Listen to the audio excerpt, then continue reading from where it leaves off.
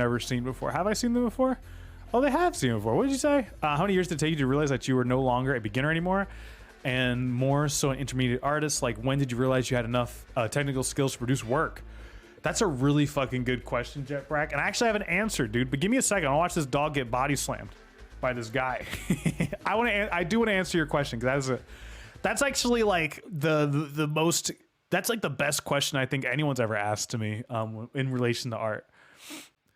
But anyway, I want to answer this question because it's actually a good question. So hold on, let me hit play on my music again. There you go. Okay, so Jet Black Misfit asks, how many years did it take you to realize that you were no longer a beginner anymore and more so an intermediate artist? Like, when did you realize you had enough technical skill to produce work? How was I going to answer this question? It's a good question, mainly because it's been a question that's like, I think it's something that most artists that are trying to be professional artists kind of linger on for a very long time.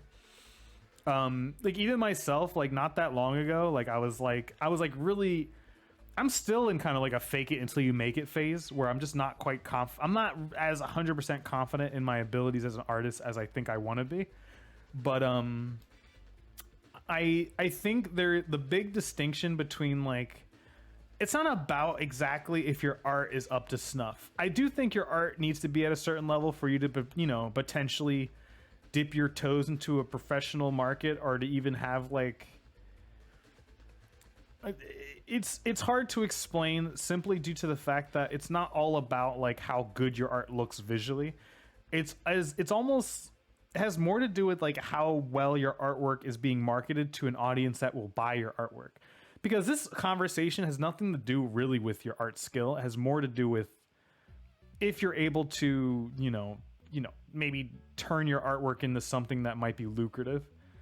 When it comes to art skill, I do think there's just, it's never going to particularly go away, your kind of drive to want to improve your art.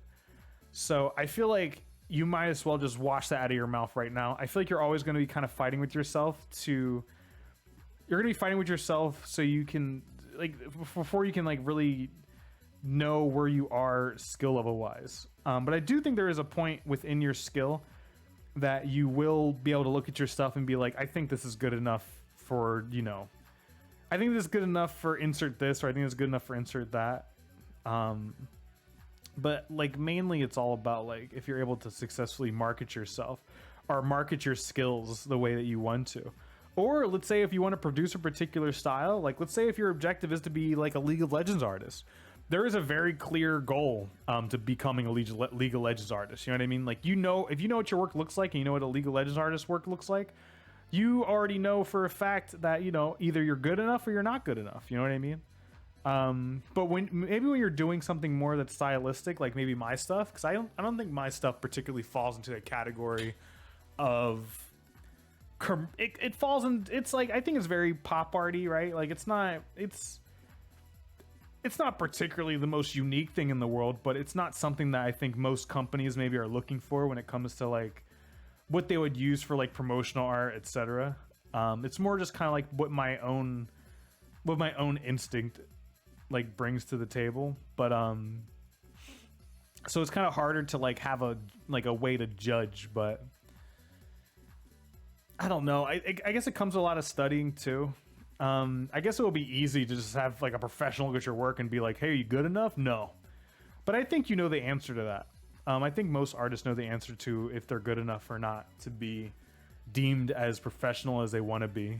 And I think it's like one of those hard questions that you have to like kind of essentially, you have to go through the pain of that answer if you really think that you're good enough or you're not good enough.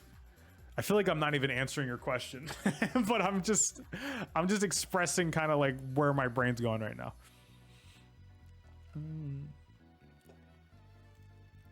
But it's a lot. It's like a very layered question because, like I said, it's very intentions based.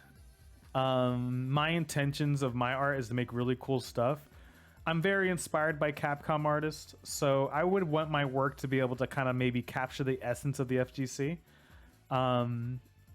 You know, over time, I've gotten compliments about my artwork that makes me really happy because, you know, usually the compliments consist of like, your stuff really is good for the FGC, or you know, I was published in that. There was an article about my artwork for like Event Hubs, which is a site that's, you know, it's that I've, you know, that if you know fighting games, you know what Event Hubs is, stuff like that. So like it's very dependent on like your objectives, I guess, of art. Yeah. Thank you, appreciate your question, and I loved hearing what you had to say. I really appreciate it. Yeah, it's like, yeah, it depends on your objectives. It depends on. It really also like it really helps to. I think it helps to understand that you're always going to be building your art no matter what skill level you're at. So like you might look at an artist and be like, wow, this artist is fucking incredible. But that artist is probably looking at themselves like the way you're looking at yourself right now, potentially. Do you know what I mean? So like, it's not as simple as like, am I good enough yet? It's more like, you know, how you satisfy, how do you hit certain goals that you're striving for? Because like, what is it even to be deemed intermediate or professional? No one's come up to me and said, Calvin, you are an intermediate level artist, or Calvin, you're definitely a professional artist. No one thinks that. You know, usually, I mean, I don't know, I guess people might say I'm a professional artist, but I won't say it myself. It's hard for me to even think that out loud. It's my career. I am a professional artist, but it's hard for me to really like say that with my chest, with like this pure big confidence. The way that I think most artists probably expect me to say it or to think it. Do you know what I mean?